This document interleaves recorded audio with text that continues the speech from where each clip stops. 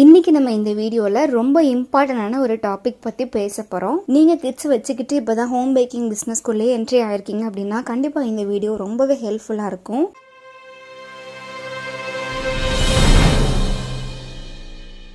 So போன week பார்த்தீங்கன்னா packing students குரூப்னு சொல்லி எங்களுக்கு ஒன்று இருக்குது. அதில் வந்து ஒரு ஸ்டூடெண்ட் வந்து ஒரு டவுட் ரைஸ் பண்ணியிருந்தாங்க. யூஸ்வலாக காமனாக வர டவுட்ஸ் எல்லாத்துக்குமே அங்கேருந்து ஒரு சில டிஸ்கஷன் மாதிரி போயிட்டு இருக்கும். ஸோ குரூப்பில் வந்து ரொம்ப ஒரு ஹெவியாக ஒரு டிஸ்கஷன் வந்து அழுகாத குறைக்க பேசிட்டு இருந்தாங்க. ஸோ ஃபஸ்ட்டு வந்து டவுட் இனிஷியேட் பண்ணது வந்து மோகனப்பிரியா மேம் தான். அவங்க என்ன கேட்டிருந்தாங்கன்னா, ஹாய் சிசி, உங்களுக்கு நிறைய பேருக்கு பேபிஸ் இருக்கும்னு நினைக்கிறேன். ஆர்டர் வரப்போ ஒரு சில டைம் வந்து நமக்கு பேபிஸை பார்த்துக்க யாராவது இருப்பாங்க, ஒரு சில டைம் வந்து யாரும் இருக்க மாட்டாங்க. ஸோ இந்த மாதிரி சுச்சுவேஷனை எப்படி ஹேண்டில் பண்றதுன்ற மாதிரி கேட்டிருந்தாங்க. பேபி தூங்குறப்ப பிளான் பண்ணா சம்டைம்ஸ் டிலே ஆயிடுது. பேபி கேக் ஆர்டர் செய்யும் போதெல்லாம் எனக்கும் வேணும் அப்படின்னு சொல்லி ரொம்ப வந்து அடம் பிடிக்கிற மாதிரி கேட்டிருந்தாங்க. இந்த சுச்சுவேஷனை எப்படி ஹேண்டில் பண்றது அப்படின்னு சொல்லி கொஸ்டின் வந்து ரைஸ் பண்ணியிருந்தாங்க. ஆக்சுவலா இது வந்து நமக்கு தெரியாதனால இந்த டாபிக் உள்ள நம்ம போக முடியாது. அதனால வந்து எக்ஸ்பீரியன்ஸ்டு பர்சன் கிட்ட தான் கேட்கணுன்ற மாதிரி நான் சொல்லியிருந்தேன். ஸோ அதே ப்ராப்ளமை இன்னும் 2-3 பேர் வந்து ஃபேஸ் பண்ணிட்டு இருக்கிறதாகவும் ரொம்ப ஃபீல் பண்ணியும் சொல்லியிருந்தாங்க. ஸோ அதே இதில் பார்த்தீங்கன்னா ஒரு சில டிப்ஸுமே வந்து மற்ற பேக்கர்ஸ் எல்லாருமே வந்து ஷேரும் பண்ணியிருந்தாங்க. ஸோ இந்த மாதிரி ஒரு ஹெல்த்தியான டிஸ்கஷனுக்குள்ளே நாங்கள் பேசிக்கிட்டு ஒரு சில டிப்ஸை வந்து நாங்கள் கூட ஷேர் பண்ணிக்க போகிறேன். நீங்கள் மதராக இருக்கீங்க அப்படின்னா கண்டிப்பாக இந்த டிப்ஸ் எல்லாமே உங்களுக்கு ரொம்பவே ஹெல்ப்ஃபுல்லாக இருக்கும். இப்போ யூஸ்வலாக வந்து நீங்கள் குக்கிங் பண்ணும்போது கிட்ஸை வந்து எப்படி நீங்கள் பார்த்துக்கிறீங்களோ அதே மாதிரி பேக்கிங் பண்ணும்போது பண்ண முடியாது. பிகாஸ் என்னென்னா குழந்தைங்களுக்கு வந்து சாக்லேட்ஸாக இருந்தாலும் சரி, ஐஸ்கிரீமாக இருந்தாலும் சரி, கேக்ஸாக இருந்தாலும் சரி ஈஸியாக வந்து அட்ராக்ட் ஆயிடுவாங்க. ஈவன் நீங்கள் முன்ன பின்ன அந்த குழந்தைக்கு வந்து அந்த கேக்கு, பிஸ்கெட்டு இல்லை சாக்லேட்ஸ் எல்லாம் கொடுத்தே பழக்காமல் இருந்தால் கூட அது வந்து நீங்கள் வீட்டில் செய்யும்போது ரொம்பவே வந்து அடம் பிடிச்சி கேட்பாங்க. ஸோ இந்த மாதிரி சமயங்களில் வந்து எப்படி அவங்கள வந்து டிஸ்ட்ராக்ட் பண்ணலாம், எப்படி வந்து ஃபோக்கஸ்டாக உங்கள் பிஸ்னஸையும் மேனேஜ் பண்ணலாம் அப்படின்னு சொல்லிட்டு பார்க்க போகிறோம். ஸோ ஃபஸ்ட் என்னென்னு பார்த்தீங்கன்னா, கிட்டனுடைய ஸ்பெஷல் இன்ட்ரெஸ்ட் வந்து எதில் இருக்குதுன்னு பாருங்கள். அவங்களுக்கு வந்து எது இன்ட்ரெஸ்டடாக அவங்க எடுத்து பண்ணுறாங்கன்னு பாருங்கள்.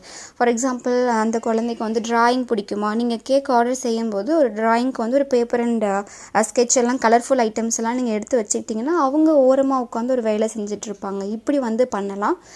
கிட்ஸ் எல்லாரும் சாங் கேட்க பிடிக்கும், அவங்க டான்ஸ் எல்லாம் ஆடுவாங்க அப்படின்னா ஃபுல் வால்யூமை நீங்கள் இன்க்ரீஸ் பண்ணிவிட்டு சூப்பராக நீங்கள் வந்து அவங்கள டிஸ்ட்ராக்ட் பண்ணி விட்டுக்கலாம்.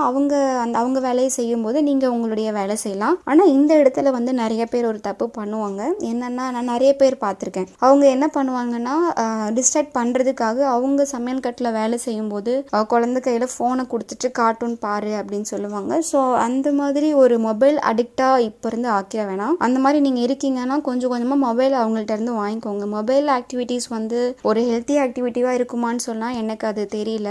ட்ராயிங் பண்ணுறது, லைக் வந்து ஒரு சாங் கேட்டு டான்ஸ் ஆடுறது, ஒரு எக்ஸசைஸ் பண்ணுறது, இல்லை வந்து சைக்கிளிங் பண்ணுறது, இல்லை வந்து ஒரு சின்ன ஒரு வண்டி மாதிரி இருக்கும் அதில் உட்காந்து ஓட்டுறது, இந்த மாதிரி எக்ஸ்ட்ரா கரிக்குலர் ஆக்டிவிட்டியில் அவங்களுக்கு இன்ட்ரெஸ்ட் வர மாதிரி நீங்கள் ரொம்ப ஸ்டார்டிங்லேருந்தே நீங்கள் பழக்கப்படுத்திக்கோங்க. அந்த மாதிரி அவங்களுக்கு ஸ்பெஷல் இன்ட்ரெஸ்ட் எதில் இருக்கோ அதுபடி நீங்கள் அவங்கள வந்து டிஸ்ட்ராக்ட் பண்ணிட்டீங்க அப்படின்னா உங்களுடைய பேக்கிங்கில் வந்து அவங்க எந்த ஒரு டிஸ்டர்பும் பண்ண மாட்டாங்க. ஸோ இன்னும் கூட வந்து உங்களுடைய ஆர்டர்ஸை ரொம்ப தெளிவாக நீட்டாக எடுத்து பண்ணணும் அப்படின்னு நினச்சிங்கன்னா கண்டிப்பாக குழந்தைகளை பார்க்குறதுக்காக யாராவது ஒருத்தங்களை அரேஞ்ச் பண்ணிக்கோங்க. அது வந்து கிராண்ட் பேரண்ட்ஸாகவும் இருக்கலாம், இல்லை பக்கத்து வீட்டில் இருக்கிற நெய்பர்ஸாகவும் இருக்கலாம். முடிஞ்ச வரைக்கும் குழந்தைகளை பார்த்துக்கிறதுக்காக யாராவது ஒருத்தங்க நம்ம கூட இருக்கிறது ரொம்பவே ஹெல்ப்ஃபுல்லாக இருக்கும். ஏன்னா நீங்கள் கேக் ஆர்டர்ஸையும் எடுத்து பண்ணிவிட்டு குழந்தையும் நீங்கள் பார்த்துக்கிட்டு மல்டி டாஸ்கிங் பண்ணிங்க அப்படின்னா கொஞ்சம் சேலஞ்சிங்காக இருக்கும். நீங்கள் உங்கள் கிட்ஸை வச்சுக்கிட்டு தான் வந்து கேக் பண்ணணும், வேறு வழியே இல்லை, பார்த்துக்கிறதுக்கும் யாருமே இல்லை அப்படின்னா ரொம்ப சிம்பிள். நீங்கள் அவங்க கூட இன்ட்ராக்டிவாக வந்து இன்ட்ராக்ட் பண்ணிகிட்டே இப்போ நான் இது பண்ண போகிறேன், அது பண்ண போகிறேன், இப்படி பண்ணுறேன், அப்படி பண்ணுறேன்னு சொல்லி எக்ஸ்பிளைன் பண்ணிவிட்டு 2 பேரும் சேர்ந்து பண்ணுற மாதிரி ஒரு கான்செப்டில் இன்ட்ராக்டிவோட பண்ணிங்க அப்படின்னா உங்களுக்கு ரொம்பவே சப்போர்ட் பண்ணுவாங்க. சின்ன சின்ன ரொம்ப ஹெல்ப்ஃபுல்லான ஒர்க் எல்லாமே நீங்கள் அவங்கள வச்சு கூட செய்ய வைக்கலாம். சின்ன ஒரு டாட் வைக்கலாம், அவங்க கைப்பிடிச்சி ஒரு டாட் வைக்கிறதா இருக்கட்டும், இல்லை ஐசிங் பண்ணும்போது சின்ன ஒரு ராசெட் டிசைன் போடும்போது அவங்க கைப்பிடிச்சி நீங்கள் ராசெட் டிசைன்ஸ் எல்லாம் போடலாம். ஸோ இப்போ இருந்த சின்ன வயசுலேருந்தே வந்து நீங்கள் அவங்களுக்கு ஒரு பேக்கிங் வந்து டீச் பண்ணியும் நீங்கள் உங்களுடைய தொழிலை வந்து நீங்கள் அவங்களுக்குமே லேர்ன் பண்ண கற்றுக் கொடுக்கலாம். ஸோ குழந்தைங்களை இன்னும் கூட ரொம்ப அட்ராக்ட் பண்ணுறதுக்காக உங்களுக்கு ஒரு ஆர்டர் வருது, பர்த்டே கேக் ஆர்டர் வரும்போது ஒரு சில காம்ப்ளிமெண்ட்ரி கிஃப்ட் வந்து நீங்கள் அந்த ஆர்டர் கூடயே ஆட் பண்ணணும்னு நினச்சிங்கன்னா ஒரு க்ரீட்டிங் கார்டு மாதிரி கூட நீங்கள் பிளான் பண்ணலாம். ஒரு பர்த்டே விஷ் வந்து உங்கள் குழந்தைய வச்சு நீங்கள் ரைட் பண்ண வைக்கலாம். ஏன்னா அது இன்னொரு பேபியினுடைய பர்த்டேக்கு தானே போக போகுது. ஸோ அந்த கிட்டுக்கு வந்து இன்னும் கூட இன்ஸ்பிரேஷனாகவும் ரொம்ப பார்க்குறதுக்கு ஹாப்பியாகவும் ஃபீல் பண்ணுவாங்க. ஸோ இந்த மாதிரி சின்ன காம்ப்ளிமெண்ட்ரி கிஃப்ட் ஒர்க்கெல்லாம் நம்ம கிட்ஸ்க்கு வந்து கொடுக்கும்போது அவங்களுடைய ஒர்க்கில் ரொம்ப கான்சென்ட்ரேட் கொலாபரேட் பண்ணி பண்ணுவாங்க. ஸோ உங்கள் ஒர்க்கும் அவங்க ஒர்க்கும் ஆட் ஆகும்போது ஃபைனல் அவுட்புட் பார்க்குறதுக்கு ரொம்பவே சூப்பராக கிடைக்கும். ஸோ ஈவன் வந்து பார்த்தீங்கன்னா நீங்கள் கேக் பேக் பண்ணுறதுக்கும் கிச்சனுடைய ஹெல்ப் வந்து கேளுங்க. ஈவன் அதை நம்மளால் பண்ண முடியும் அப்படின்னா கூட அந்த இடத்துல வந்து ஒரு 2 பேரும் சேர்ந்து செய்கிறதுனால அவங்க இன்னும் கூட ரொம்ப பொறுப்பாக செய்வாங்க. அதே மாதிரி பார்த்தீங்கன்னா பினாட்டா கேக்ஸ் மாதிரி பண்ணுறீங்க அப்படின்னா அதனுடைய ஹேமர்லாம் வந்து நீங்கள் ப்ளைனாக கொடுக்காம கொஞ்சம் கூட அழகாக ரிப்பன்லாம் சுற்றிட்டு நீட்டாக கொடுக்குற மாதிரி நீங்கள் பிளான் பண்ணி பண்ணலாம். அந்த மாதிரி சின்ன சின்ன ரொம்ப ஒரு நல்ல ஆர்ட் ஒர்க்கெல்லாம் வந்து நீங்கள் கிட்ஸுக்கு கொடுக்குறீங்க அப்படின்னா ரொம்ப எடுத்து ஆர்வமாக பண்ணுவாங்க. ஸோ இந்த மாதிரி சின்ன சின்ன ஆக்டிவிட்டீஸ் நம்ம அவங்களுக்கு தரது மூலிமா அது ரொம்ப சின்ன வயசுலேருந்தே பேக்கிங்லேயும் கூட அவங்களுக்கு இன்ட்ரெஸ்ட் வரவும் வாய்ப்புகள் ரொம்பவே அதிகம். 2 பேரும் சேர்ந்து செய்யும்போது இன்னும் கூட அது அந்த இடத்துல ரொம்ப ஜாலியாகவும் இருக்கும், ஹாப்பியாகவும் நீங்கள் அந்த கேக்கை வந்து ஃபினிஷ் பண்ணியும் கொடுப்பீங்க. உங்களுடைய கிட்ஸ் வந்து ஸ்கூலுக்கு போயிட்டு இருக்காங்க அப்படின்னா உங்களுடைய பிஸ்னஸ்க்கு அவங்களும் ஒரு வகையில் ஹெல்ப்ஃபுல்லாக தான் இருப்பாங்க.